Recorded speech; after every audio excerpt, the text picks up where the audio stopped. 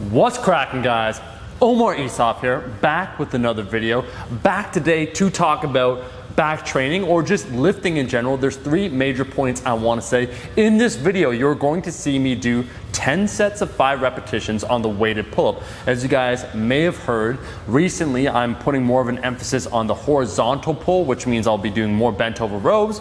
But to demonstrate the point I'm talking about today, it's more indicative to show you guys my pull-up and why I'm doing higher volume in a single session, or the necessity to focus on what works. You see, there's a time and place for variation, especially once you've built up a good foundation. You've been benching for a while, you've been doing squats, you've been doing deadlifts, you've been doing your rows and chins.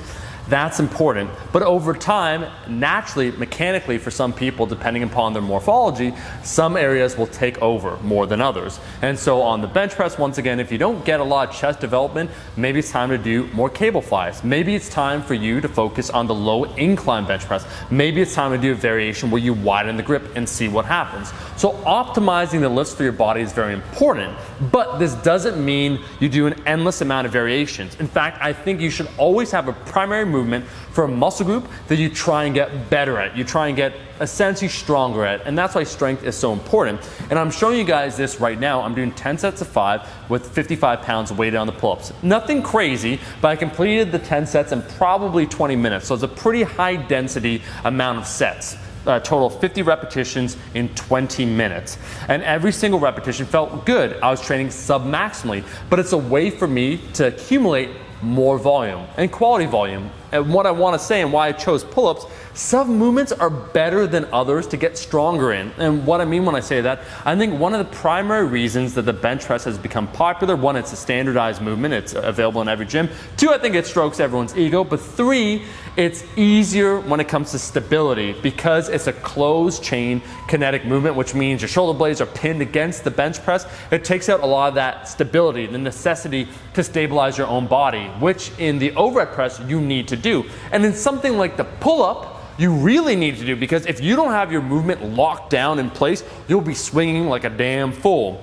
In addition to that, because it's weighted, and most people, we don't have weighted vests, and there was not that standardized way to have an efficient weight belt when it comes to the pull-up, you have to deal with this variation of the belt swinging when you use a 45 versus a 25, if you use chains, if you do have access to a vest, this makes a big difference. And so it becomes harder, it's less repeatable, the process of excelling under a single repetition, which is why sub movements, I think, are better at accumulating overall volume. So training, as I said before, when it comes to the pull-ups, sub-maximally, so you're not stressing out, you always are at an RPE 8, let's say maximum, but you're getting a lot of then volume. You don't need to rest as long because, once again, it's not a high percentage of your 1 rep max, but you're doing sets of 5 with a pretty damn good weight, and you're doing a lot of sets of that. And that's why you should find movements, as I said before, that work right for you. You need to organize your training around that movement. Some movements are easier to progress in than others. Let's take something like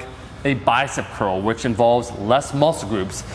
The variation between going to 30, 35, 40, 45, 50 pounds takes a long period of time. That a gradual increase in progressive overload, it's not like the deadlift where you can increase 10 pounds in a fairly comfortable manner. So you need to tailor your progressive overload to the movement, and that's what I want to try and stress, which is why I see some people overcomplicating things that naturally could work. And that is why I'm a big advocate when it comes to pulling movements, finding out what works right.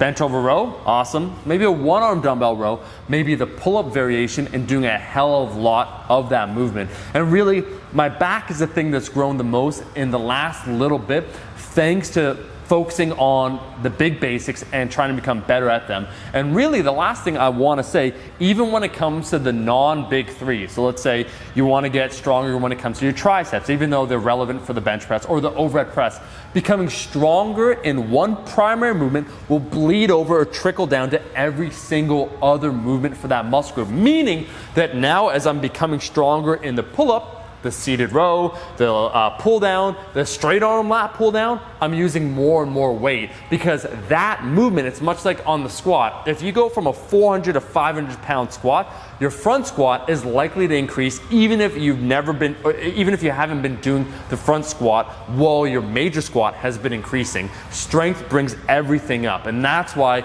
you need to focus on the big fundamentals and then move on from there. And I hope showing you guys some of the progress photos of the back. The proof is in the wings. Lats help make you fly. I only try and give advice where it's applicable, where I've either tested it, vetted it, or there's some research. I think this is an important one to match the progressive overload to the particular movement and to find the movement that works right for you and optimize it. Anyways, I gotta get out of here. I have the bicep fame, which means I'm not full of shit. If you liked the video, make sure to like the damn video, and I'll see all you guys, my rascals, in that next one. Peace. Eat your vegetables, eat your vegetables, eat your fucking vegetables.